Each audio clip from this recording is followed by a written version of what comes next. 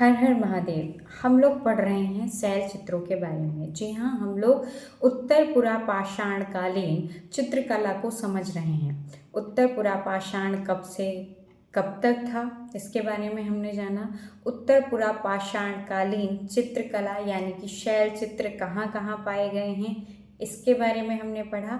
अब आगे बढ़ते हैं। अब हम लोग जानते हैं कि आदि मानव ने, जी हाँ, उत्तर पुरापाषाण कालीन युग के मानव ने जिस तरीके से सींगों के, हड्डियों के और बहुत सारी चीज़ों के, यानी कि उस समय के क्षेत्रीय पत्थरों के उन्होंने औजार बनाने सीखे, उस समय पर उनकी सांस्कृतिक प्रगति बहुत तेज़ी से हुई थी।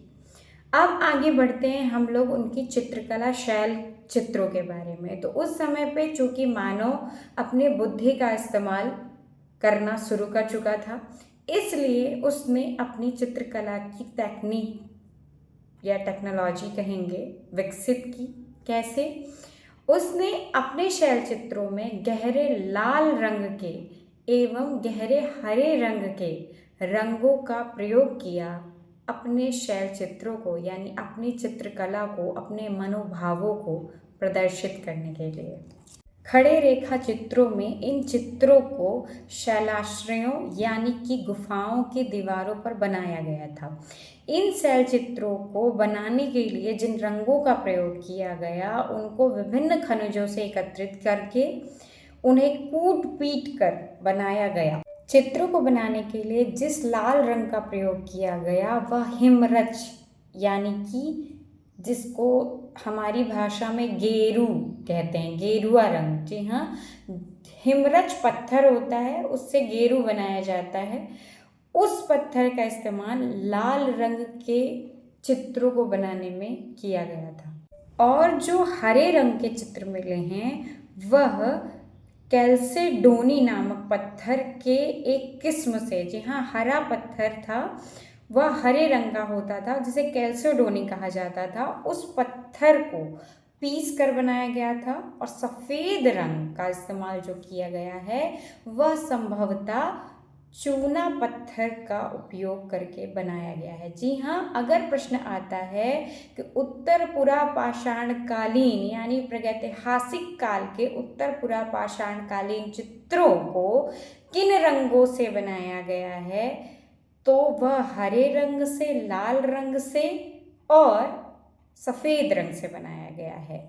हिमरच यानी गेरू रंग, दूसरा कैल्सोडोनी यानी हरे रंग का पत्थर और चूना पत्थर, इन तीनों का इस्तेमाल करके प्राचीन मानव ने चित्रों का आविष्कार किया या चित्रों को बनाया। शैलाश्रयों में यानी गुफाओं में सबसे ज़्यादा जो चित्र मिले हैं उसमें जो बड़े जानवरों के चित्र बनाए गए हैं वह गहरे लाल, हरे और सफ़ेद रंगों से बनाए गए हैं और शिकारियों के चित्र मात्र लाल रंग से उकेरे गए हैं। शैलाश्रयों के चित्रों में मुख्यतः विशाल जानवरों, जी हाँ, जैसे हाथी, बाइसन, गेंडे, बाघ, ऐसे बड़े जानवरों के चित्र शामिल हैं। और जो मनुष्यों की आकृतियाँ बनाई गई हैं वह छड़ी के रूप में बनाई गई हैं, यानी छड़ी के रूप में जितनी भी आकृतियाँ बनाई गई हैं शिकारियों की, मानवों की, वह आकृति चित्रित की गई है छड़ी के रूप में। अब हम लोग आते हैं मध्य पाषाण कालीन युग की चित्रकला की ओर। अभी हम लोग पढ़ रहे थे पूरा पाषाण कालीन चित्रकला। अब मध्य पाषाण कालीन चित्रकला की तरफ चलते हैं। सबसे पहले ये जानते हैं कि मध्य पाषाण काल क्या है, किसे कहते हैं। तो पूरा पाषाण काल और नव पाषाण काल के जो बीच की अवधि है उसे हम मध्य पाषाण काल युग कहेंगे। इसकी अवधि कितनी है? ये भौगोलिक विभिन्नताओं की वजह से कई जगहों पर इसकी अवधि या इसका समय अलग अलग है, लेकिन संभवतः यह आज से नहीं 10,000 ईसा पूर्व से लेकर के 8,000 ईसा पूर्व तक इसकी कालावधि यानी इस युग की अवधि को माना जाता है। इस युग में बहुत कुछ बदला, यानी हम लोग चित्रकला की बात कर रहे हैं। तो इस युग की चित्रकला में मुख्यतः केवल लाल रंग का प्रयोग शुरू हुआ, यानी मुख्यतः लाल रंग का प्रयोग ही ज़्यादातर किया गया। और इसके विषय तो बहुत ज़्यादा बढ़ गए, लेकिन इनके चित्रों के आकार जो हैं वो छोटे हो गए। अब हम लोग जानते हैं मध्यकालीन चित्रकला का मुख्य विषय क्या था। प्रमुखतः उसका विषय शिकार था।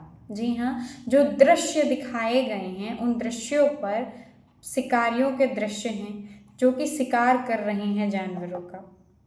उनके हाथों पर भाले हैं, नोकदार डंडे हैं और बहुत सारी ऐसी चीज़ें, तीर कमान लेकर के इंसान भाग रहे हैं जानवरों को पकड़ने के लिए। और कहीं कहीं पर तो ऐसे दृश्य भी दर्शाए गए हैं जहां पर इंसान जाल लेकर भाग रहा है जानवरों को पकड़ने के लिए, जानवरों को पकड़ने के लिए गड्ढे तैयार कर रहा है जिससे जानवर उसमें गिर जाए और वह उसका शिकार कर सके। जी हाँ, इस तरीके की चीज़ें मध्य पाषाणकालीन चित्रकला में प्रमुख रूप से दर्शाई गई हैं।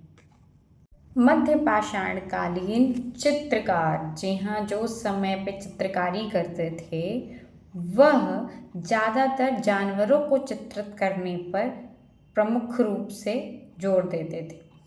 तो उस समय पर इंसानों से ज़्यादा जानवरों के चित्र मौजूद हैं। उसमें बाघ, शेर, हाथी, गेंडे, छिपकली, मेंढक, हर बड़ा छोटा जानवर उन्होंने अपने चित्रों के माध्यम से दर्शाया।